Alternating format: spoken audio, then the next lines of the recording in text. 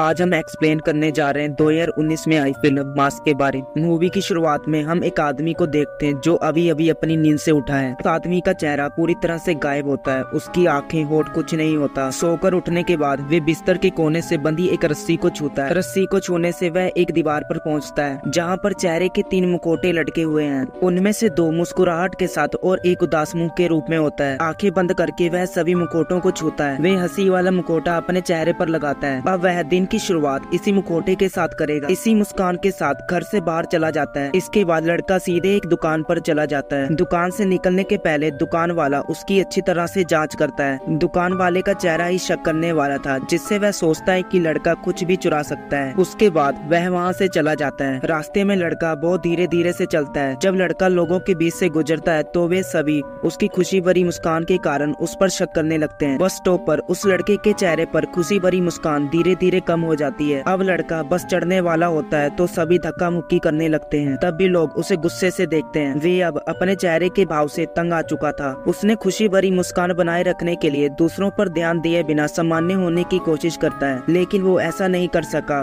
उसका चेहरा धीरे धीरे उदास हो जाता है। अचानक बस में उसकी नजर एक लड़की पर पड़ती है जो उसे देख रही थी।